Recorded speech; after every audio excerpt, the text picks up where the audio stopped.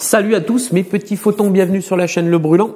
Pour ceux qui découvrent ma chaîne ces derniers temps, je me présente, je suis Gérald. Aujourd'hui dans cette vidéo, je vais vous présenter un appareil que j'ai trouvé, j'ai mis 6 mois.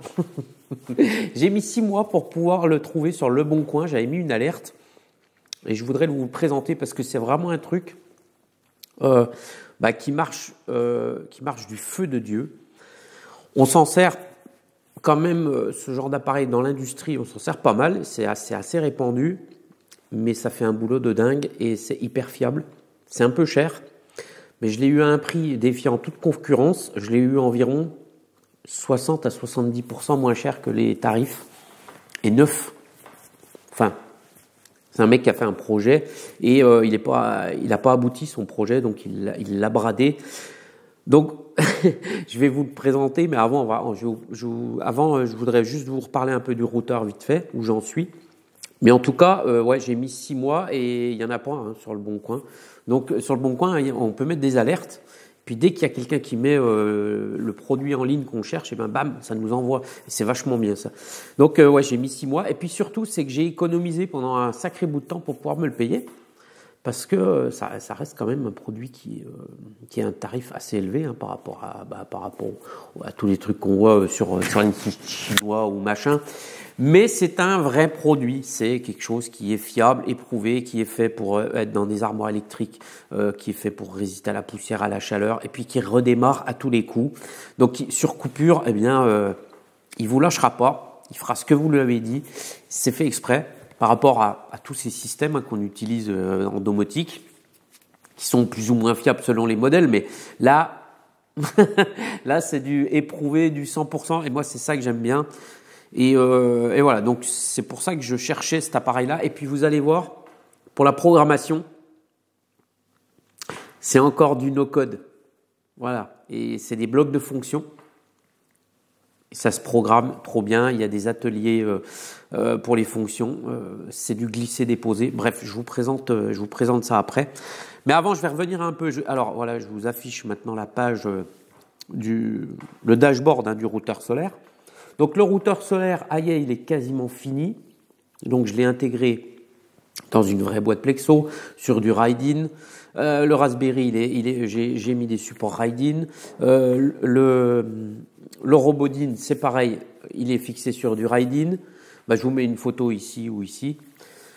Donc voilà, moi j'ai mis des borniers industriels. J'ai mis une vraie alimentation 5 volts pour le Raspail. Voilà, comme ça, j'ai mis des borniers aussi pour des futurs, on va dire, pour de la com. Pour parce que je vais intégrer une sonde de température, tout ça, donc j'ai mis des réserves en fait, on va dire. Comme ça, moi j'ai un boîtier qui est propre, qui est que je peux partir 2 semaines. Je vais pas avoir peur que le machin il crame, qu'il arrive une merde, que mon chauffe-eau se mette à chauffer trop ou qu'il claque ou j'en sais rien. Voilà, moi j'aime les choses qui sont bien faites.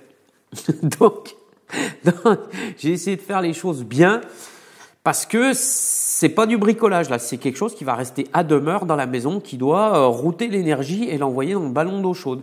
Donc c'est un appareil qui va être tout le temps chez moi. Donc j'ai pas envie de m'appuyer sur un truc de merde. Ça coûte un peu plus cher de faire ça, mais derrière vous n'êtes pas angoissé. Et il n'y a pas de risque. donc voilà. Alors, qu'est-ce que je voulais vous dire sinon sur le... Ah oui, j'ai un chauffe-eau thermodynamique, donc moi je passe par les thermostats et par la résistance pour chauffer.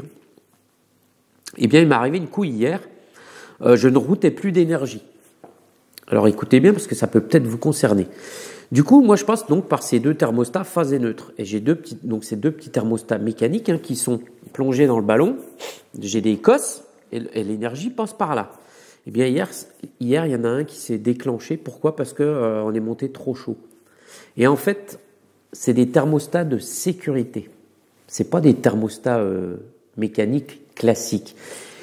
Et un thermostat de sécurité, eh bien, il faut le réarmer quand il a déclenché. Donc j'ai pris mon testeur, j'ai fait le test de continuité. Alors évidemment, hein, il faut débrancher, il faut couper l'alimentation. Et puis en faisant le test de continuité, je me suis aperçu qu'il y en avait un qui était déclenché. Et puis voilà, je regarde l'appareil, je commence à le prendre en photo, je me dis putain, il va falloir que je recommande un. Puis ça me semblait bizarre que j'ai claqué un thermostat de sécurité, enfin un thermostat mécanique. Ça arrive jamais de claquer un thermostat mécanique. C'est le dernier recours, c'est le truc redondant et qui claque jamais.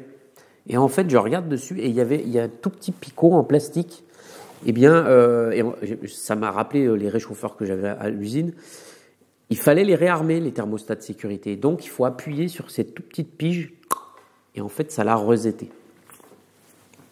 Mais il fallait le savoir. Et donc, maintenant, il est reparti. Mais voilà, si vous avez un problème avec votre thermostat, regardez si c'est pas un truc de sécurité qui, une fois qu'il est enclenché, il faut appuyer dessus. Et pourquoi? Parce que ça chauffe trop. Je route trop d'énergie. Déjà, on est monté à 72 degrés dans le ballon d'eau chaude.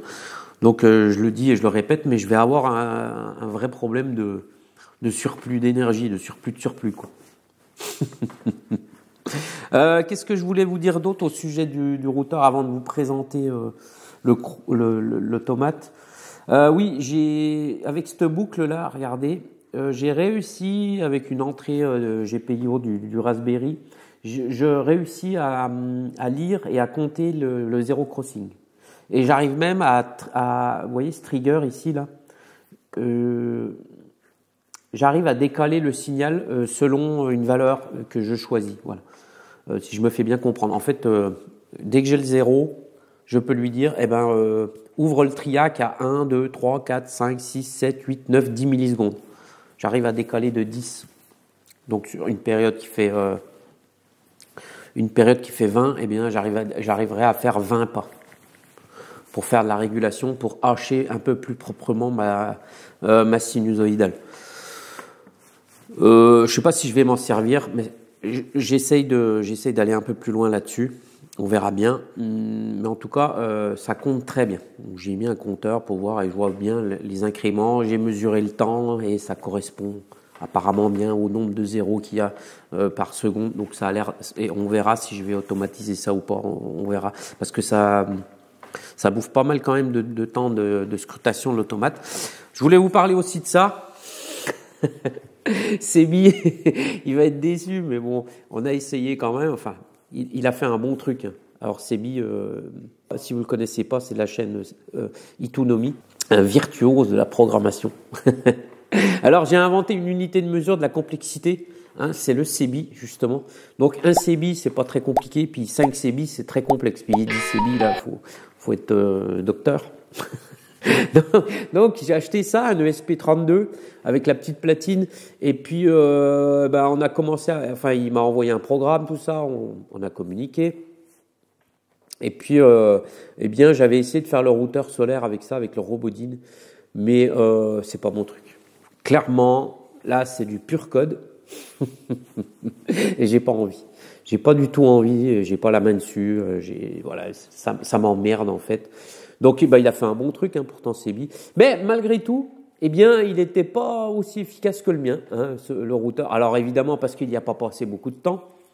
S'il met vraiment, il va me croquer, c'est sûr. Il fera mieux que moi. Mais on a essayé.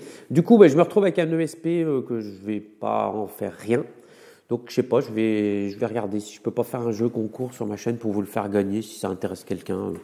Je sais pas, autour du brûlant par exemple. Si vous avez des idées de jeux concours pour promouvoir le brûlant, pas la chaîne, l'entreprise. Si vous avez des idées de jeux concours, voilà, je ferai gagner un petit ESP. Parce que je m'en servirai pas, clairement. Donc maintenant, je vais vous présentationner. Ah putain, je suis trop content de l'avoir acheté. J'ai mis 6 mois donc pour le trouver et il y en a pas sur le bon coin, vous pouvez chercher, il n'y en a pas. 6 mois pour le trouver et des mois d'économie. Alors évidemment j'ai arrêté de fumer, donc je vous dis pour mettre des sous de côté, quand on arrête de fumer, on peut mettre des sous de côté. Et oui. Donc le voilà. Je vous présentationne. Alors c'est un modèle communicant. Il a une prise RJ45 ici, donc il peut communiquer par Internet, par l'Ethernet, en mode bus, tout ça. Le seul défaut qu'il a, c'est qu'il n'a pas de portail web. C'est dommage, mais bon, c'est comme ça. Donc, qu'est-ce que c'est cette bête-là? C'est un micro-automate, un API industriel, avec des sorties et des entrées. Il a un afficheur qui est ici, qu'on voit pas, hein, puis c'est un petit écran tout simple, hein, il y a pas de, c'est pas une télé, hein, enfin c'est pas un écran où on va afficher des images. Il a des boutons pour interagir avec, pour lui rentrer par exemple des paramètres ou voir son état, tout ça. Donc il se connecte à l'internet, il a une adresse IP, tout ça, une adresse MAC. Et puis, il a des entrées analogiques en 0,10 volts, en 420 mA. On peut y mettre tout ce qu'on veut. Il a des sorties, il a 2 sorties PWM, c'est pas mal. Donc on peut attaquer sur un relais statique. Puis après, il a des sorties standards à contact. Et puis on peut lui rajouter aussi des extensions. Ici, par exemple, on peut rajouter un bloc d'ANA ou de sortie analogique, tout ça. C'est un appareil éprouvé. Hein. Crouzet, c'est une grande marque de l'industrie. Enfin, voilà, c'est durci, quoi. C'est-à-dire que cet appareil-là, il est à toute épreuve, quoi. Et il redémarre à tous les coups. C'est fait exprès. Donc, on peut s'en servir pour des petites applications industrielles. On peut s'en servir pour faire de la domotique, de l'alarme, et puis vous allez voir, je vais vous montrer le logiciel, tout ce qu'on peut faire avec. Il y a plein d'applications. Il peut remplacer pratiquement beaucoup d'appareils qu'on aurait à acheter pour, je sais pas moi, un interrupteur, une alarme, pas une alarme, une horloge programmable, un interrupteur, plein de choses. Il peut, et avec de la programmation vraiment facile. C'est incroyable. Les gars qui ont inventé ça. Mais moi, je les bénis parce que pour des gars comme moi, c'est trop bien.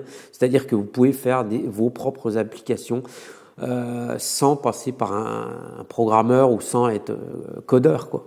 C'est des blocs de fonctions à paramétrer. Évidemment, il faut s'y connaître quand même, mais vous allez voir. Et je pense aussi pour des... je sais pas, je pense à des... par exemple, ici, on a beaucoup de producteurs de noix et ils font eux-mêmes leur propre... je vous avais présenté sur ma chaîne, hein, vous savez, les centres de tri de noix, par exemple, des petites applications industrielles, vous mettez ça là. C'est génial pour tout piloter. Donc maintenant, je vais vous montrer un peu comment ça se code et vous allez voir, c'est un peu à la Node-RED en fait.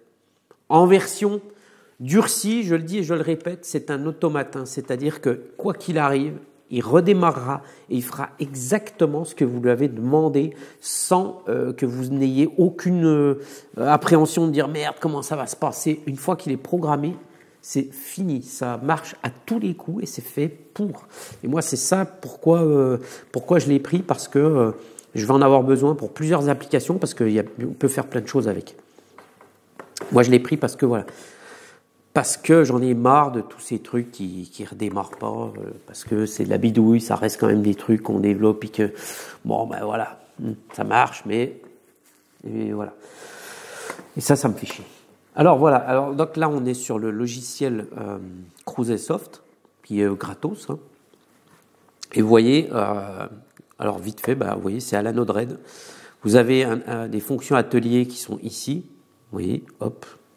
Donc tout ça, c'est l'atelier, et tout ce que vous voyez défiler en dessous, c'est les fonctions. Et pour prendre une fonction, c'est pas compliqué, on la drop en fait, on la prend et on la drop. Là, par exemple, je suis en train de déclarer mes entrées. Voilà. Là, je vais déclarer mes sorties. Voilà. Hein, voyez, avec quelle facilité je viens de dire, out numéro temps, elle est là, et i numéro temps, elle est sur telle borne. Ça va? Tout le monde suit. Vous voyez ici la PWM, donc elles sont sur les deux premiers blocs là, ici, donc on peut mettre on peut attaquer en PWM en pourcentage. Incroyable, pareil, on drop. Vous avez toutes les fonctions, donc je vais pas toutes les détailler ici, mais par exemple, vous voyez, vous voulez un timer, ça peut remplacer une petite horloge Crouzet en temps on et temps off, avec toutes les fonctions qui vont bien. Et Une petite tempo Cruiset, là, ça vaut 50, 60, 80, 100 balles. Donc, bah, vous avez déjà remplacé ça. Vous avez du bistop, vous avez la bascule RS, vous avez des triggers, après, vous avez plein de fonctions, des compteurs rapides. En HMI, eh ben, vous pouvez interagir donc avec la façade. Donc, bah regardez, vous voyez, il y a un bouton A, un bouton B, plus, moins, eh bien, on les retrouve ici. Donc, on va programmer ça. On va dire quand j'appuie sur le bouton A, eh bien, je fais défiler, par exemple, je descends dans les lignes de programme, ou alors, bah, je déclenche un événement. Pourquoi pas? Vous faites ce que vous voulez. Vous pouvez aussi afficher du texte, bien évidemment, sur l'écran. En com, alors là, c'est pareil, c'est du velours. Vous avez du datalog, vous pouvez envoyer des emails. Alors j'ai fait les tests, ça marche nickel, à condition d'avoir bien géré la boîte Gmail. C'est un petit peu compliqué le Gmail. Bon, j'ai été me renseigner tout ça et j'ai réussi quand même à envoyer des mails parce que c'est assez protégé. Donc on configure son SMTP et on s'envoie des emails sur événements, sur un appui de bouton, sur ce qu'on veut en fait. Et ça marche à tous les coups. J'ai fait des tests, je coupe, je redémarre, j'appuie sur le bouton, le mail part sans que j'ai aucune action à faire. Ça marche à tous les coups. Et on peut communiquer en mode bus. Donc en mode bus RTU ou en mode bus TCP/IP via le port RJ45 ou alors en mode RTU. Mais en mode RTU, il faut rajouter un petit bloc qui est ici. Et le petit bloc qui est ici, ils ne le donnent pas. Je ne sais pas s'ils mettent de l'or dedans. Ils se foutent de notre gueule. Clairement, 100 balles le bloc là, qui va là pour juste communiquer en RTU, en mode bus RTU. C'est un scandale. Donc je vais essayer de le hacker. On va voir parce qu'il y a, bon, quand on enlève ça, on voit bien qu'il y a une prise au fond. Il y a du A+, il y a du B+, RXTX, enfin bref. Je vais faire gaffe quand même, je sais pas, mais je vais essayer. Mais en attendant, en mode bus TCP/IP, ça marche super bien. Donc, j'ai fait des essais et donc je communique très facilement avec mon Raspberry. Ça s'échange des données. Je peux lire avec lui dans le Raspberry et le Raspberry, il peut lire dans celui-là. Donc, je peux échanger des données, déclencher des bits, bref, faire ce qu'on veut. D'une facilité déconcertante, vous voyez, je vous ouvre un bloc par exemple, voilà, bah voilà, je peux envoyer des mots, je peux envoyer des valeurs, je peux envoyer des bits, je peux envoyer, c'est du velours. Et puis, je sais plus combien je peux en envoyer, mais je sais plus, 8, 24, 32 je crois. Puis après les mots, c'est pareil, je peux en envoyer je sais pas combien, donc bah, c'est génial. En communication, qu'est-ce qu'il y a encore? Il y a aussi, vous pouvez rajouter un module Bluetooth, puisque ici c'est pareil, on peut y mettre un truc Bluetooth. Je crois aussi qu'on peut mettre un module Wi-Fi. Et après, vous avez des fonctions. Alors là, c'est pareil. Je le vends le truc. Vous avez un bloc PID par exemple, si vous voulez faire de la régulation. Et regardez un truc, je vais vous montrer les aides qu'il y a là-dedans. Les gars qui ont fait ça, mais c'est des grands malades. Les aides, elles sont incroyables. C'est incroyable. Tout est détaillé et tout est écrit, mais d'une façon hyper explicite. Et ça, c'est génial. Alors, il y a des blocs qui sont vraiment sympathiques. Par exemple, vous voulez vous faire un suiveur solaire. Pour vous dire tout ce qu'on peut faire avec ce truc. Vous voyez, là déjà, j'ai une horloge, un télérupteur, j'ai un bloc PID pour faire de la régulation. Je veux faire un suiveur solaire, mais tout ça avec le même appareil. Attention, l'appareil, il a je ne sais pas combien d'entrées, je ne sais pas combien de sorties. Vous mettez des blocs de sortie déportés en mode bus, vous allez taper dans les sorties, ça vous fait encore 34 ou 36 ou 40 sorties de plus. C'est un truc de malade. Vous voulez faire un suiveur solaire, pas de problème. Vous prenez le bloc là, vous voyez celui-là là. Vous rentrez les coordonnées sur lesquelles vous êtes sur la planète, voilà, vous voyez, latitude, longitude, tout ça. Et puis lui, eh bien, il va savoir tout seul ce qu'il faut faire. C'est un truc de malade. C'est un truc de malade. Et vous allez pouvoir suivre le soleil facilement sur 2 axes. C'est pas magique. C'est pas magique. Vous voyez, vous rentrez la latitude, la longitude, le fuseau, et puis après, la validation. Et lui, eh bien, il va faire ça tout seul. Pareil pour le crépuscule. le sunrise et sunset, vous savez, le lever et le coucher du jour. Si vous voulez faire la domotique, je sais pas, automatiser vos volets, une ouverture de portail, de n'importe quoi. Vous êtes un paysan, par exemple, vous devez ouvrir vos portes automatiquement pour faire sortir vos poulets. Bah, vous mettez ça. Vous n'avez pas besoin d'être automaticien. Vous programmez le bloc ici. Et puis lui, bah, il sait exactement quand est le lever du jour, changement d'heure et tout. Rien à foutre. Le machin, il marche et il redémarre. Coupure de jus, pas de problème. Il a tout sauvegardé, impeccable. C'est un automate. Hein. Vous pouvez aussi, il y a une fonction où vous pouvez mettre facilement brancher une sonde un luxmètre, enfin, comment on appelle ça, une cellule photoélectrique. Vous regardez, et il y a des blocs, c'est incroyable. Regardez ça comme c'est bien foutu. Et vous avez une aide de malade pour faire d'automatisation, enfin de la détection de capteurs de niveau de cuve. C'est déjà tout prêt, c'est tout mâché. Il n'y a rien à faire. Vous branchez vos capteurs, vous faites 3 réglages dans le bordel. Détection par exemple de volume. Vous avez un capteur volumétrique, c'est le bordel. Ouais, machin, il faut programmer. Il s'en fout lui. Des cycles de pompe. Voilà, vous avez des pompes de piscine, vous devez en démarrer plusieurs. Et, enfin, regardez ces aides de voilà. Vous avez des aides de malade. Ce truc, il est incroyable. Donc moi, je m'en servais dans l'industrie. Le M4 n'était pas sorti encore. Moi, c'était encore le M3. Vous avez des cams aussi. Vous lisez un angle et en fait, sur cet angle, bah, vous pouvez mettre des sorties à 1. Une cam, quoi. Voilà, c'est incroyable. Et puis, bon, vous avez donc plein de blocs comme ça. Vous avez aussi, j'ai pas tout regardé, ça, je sais pas à quoi ça sert. Qu'est-ce que c'est ça? La fonction pool donne un temps de filtration par rapport à ah voilà. Ah oui, ça c'est la gestion de filtration de piscine. Vous avez un bloc tout prêt. Selon la température, il va gérer votre pompe. Alors après, vous pouvez c'est pour être une piscine, mais ça peut être aussi, je sais pas moi, vous faites de la culture, je sais pas quoi, vous pouvez détourner les blocs. Hein. Il y a du défrost aussi, ça j'avais regardé, c'est pour gérer du dégivrage, hein, des fonctions dégivrage sur tel ou tel appareil que vous avez dehors. Incroyable, c'est tout fait. Et puis ça, qu'est-ce que c'est? Et les aides, mais sont... Ah oui, la loi d'eau, voilà. Ça, c'est pour la loi d'eau, c'est pour faire du chauffage, gérer carrément toute une baraque, si vous voulez vous faire une chaudière. Quoi. Vous avez une chaudière, son truc, il est claqué là, son calculateur est claqué. Ben, vous remplacez ça par un Cruset, le calculateur, vous faites ça vous-même.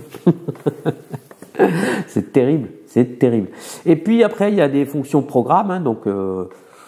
il y a une fonction qui est sympa, c'est celle-là, statut, dont je vais me servir. C'est pour avoir l'état du contrôleur. Il va vous dire, par exemple, la tension d'alimentation du contrôleur. Il va vous donner le message d'erreur, le code message d'erreur, donc en un integer. Et puis, voilà, donc c'est pas mal. Après, il y a des fonctions mémoire. Hein. Il a une mémoire interne. Vous pouvez aller stocker un tas de données. Vous voyez. Et vous avez vu là, il y a toujours sauvegarde sur coupure. Hein. Donc sur coupure, eh bien, il aura tout sauvegardé. Et c'est-à-dire que quand ça va redémarrer, ça va redémarrer. Vous n'aurez rien perdu. C'est trop bien. Et puis après, des fonctions de calcul. Alors, il y a des blocs super bien quand on veut transformer du binaire en décimal, du décimal en binaire. Bon, il y a plein de blocs de calcul, vous pouvez faire toutes les opérations. Il y a même le gain, si jamais vous avez des sondes en 0,420 mA, en 0,10 volts, tout ça, vous pouvez faire des réglages de gain. Malgré tout, il n'y a peut-être pas besoin parce que lui, il est... Enfin, tout est fait pour pas s'emmerder en fait. Vous pouvez mettre des sondes de température de fil. En PTC, il va savoir quoi faire et il va vous mettre les bonnes échelles. Le machin, il est trop bien. Je suis fou. Il y a aussi tous les blocs, les portes logiques. Bah oui, quand on fait un peu d'automatisme, il y a des portes logiques. Et puis voilà. Et puis après, Le Graph-7 qui a été, alors Graph-7 pour ceux qui connaissent ou qui connaissent pas, le Graph-7 inventé par les Français. Le Graph-7 c'est une succession de blocs et puis on peut mettre les étapes et les étapes vont se dérouler selon les conditions qu'on leur a rentrées. En fait, c'est une méthode de programmation Graph-7. Eh bien, vous pouvez programmer en Graph-7. C'est quand même pas mal. Et puis, on peut aussi faire des macros. Alors, les macros, c'est quoi? C'est ça. Voilà, par exemple, ici, vous avez une macro. Donc, j'ai créé une macro. Je clique sur ma macro et vous voyez, c'est un sous-programme. C'est pour que le programme soit moins lisible. Plus lisible, pardon, quand il y a trop de blocs. Donc vous pouvez, et puis après vous pouvez créer vous-même vos palettes ici, mettre votre atelier. Enfin bref, voilà. Voilà pour ce petit appareil, pour une présentation succincte. À l'occasion, comme ça, je vous ferai des tutos si ça intéresse. De toute façon, ça intéressera les gens qui en ont besoin. Mais voilà, pensez bien une chose, c'est que si vous voulez faire des petites applications, que ça soit semi-industriel, pré-industriel, même domotique, même alarme, même gestion de ceci ou de cela, et que vous avez envie de choses durcies, vraiment qui marchent, vous êtes garanti que ça marchera tout le temps et puis que c'est éprouvé, eh bien, je pense que il faut regarder du côté de ce petit automate. Alors, ça, c'est le M4. Il existe le Evo aussi, qui est un modèle différent, mais bon, c'est quasiment pareil. Et puis, il y a le M3 aussi, qui est beaucoup moins cher aujourd'hui, où les prix ont bien baissé. Bon, il sera pas communicant, il sera un peu moins puissant, mais avec un EM3, déjà, on peut déjà en faire pas mal. Moi, je voulais celui-là, parce que ça fait longtemps que je l'orne dessus. Ça fait longtemps, mais alors très longtemps. Chacun son truc. Moi, ça, c'est le genre de truc. Il y en a, c'est des baskets ou des habits. Moi, c'est un automate. Ou des outils. Il y en a, c'est des outils. Moi, j'aime bien les outils aussi, mais voilà. Donc, je suis content parce que je vais pouvoir développer plein de trucs. Donc, vous voyez, avec un truc comme ça, on peut remplacer pas mal d'appareillage qu'on devrait acheter parce que on va acheter une horloge, on va acheter ceci, on va acheter une machine, un bidule. Et bien là, vous mettez tout centralisé au même endroit. Puis après, vous faites partir vos câbles, vous faites votre gestion. Je vous dis, vous pouvez partir en communication. C'est quand même pas mal. Voilà mes petits photons, ce que j'avais à vous dire dans cette vidéo. J'espère qu'elle vous aura intéressé. Si c'est le cas, n'hésitez pas à lâcher un petit pouce. Et puis je ferai une vidéo bientôt là où je vous donnerai des nouvelles du brûlant parce que je devais le faire, puis finalement je l'ai encore pas fait. Et puis voilà. Je vous fais à tous un gros bisou. Prenez bien soin de vous. C'était Gérald pour le brûlant. Salut.